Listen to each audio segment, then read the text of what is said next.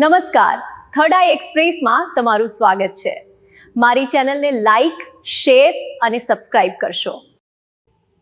દિહોર ગામે બે પક્ષો વચ્ચે મારામારી, બંને તરફથી ક્રોસ ફરિયાદ નોંધાઈ। તારીખ 29/4/2024 રાત્રિના બુધવારના 8 કલાકથી તળાજા પોલીસ મથકેથી મળતી માહિતી અનુસાર વાત કરીએ તો તળાજા તાલુકાના દિહોર ગામે જૂની અદાવતને લઈને બે પક્ષ વચ્ચે હિંસક અથડામણનો બનાવ સામે આવ્યો છે। ઘટનાના પગલે બંને પક્ષોએ એકબીજા સામે પોલીસ ફરિયાદ નોંધાવી છે। પ્રથમ ફરિયાદ મુજબ વિજયભાઈ કરશનભાઈ પરમાર પર હરેશભાઈ રમેશભાઈ પરમાર દ્વારા લાકડાના ધોકા અને બાદમાં તલવારથી હુમલો કરવામાં આવ્યો હતો, જેમાં વિજયભાઈને ડાબા હાથમાં ઈજા પહોંચી હતી। આ દરમિયાન મમતાબેન દ્વારા ગાળો આપી જાનથી મારી નાખવાની ધમકી આપવી હોવાનો આક્ષેપ કરવામાં આવ્યો છે। સાથે જ જયરામભાઈ, હીરાભાઈ, દિલીપભાઈ, રમેશભાઈ અને રમેશભાઈ, હીરાભાઈ દ્વારા અગાઉથી ધમકીઓ આપવામાં આવી હોવાનું ફરિયાદમાં જણાવવામાં આવ્યું છે। બીજી તરફ હરેશભાઈ રમેશભાઈ પરમારે નોંધાવેલી ફરિયાદ મુજબ વિજયભાઈ કરશનભાઈ પરમાર, સંજયભાઈ કરશનભાઈ પરમાર, નરેશભાઈ ઉર્ફે કાળુ કાનજીભાઈ પરમાર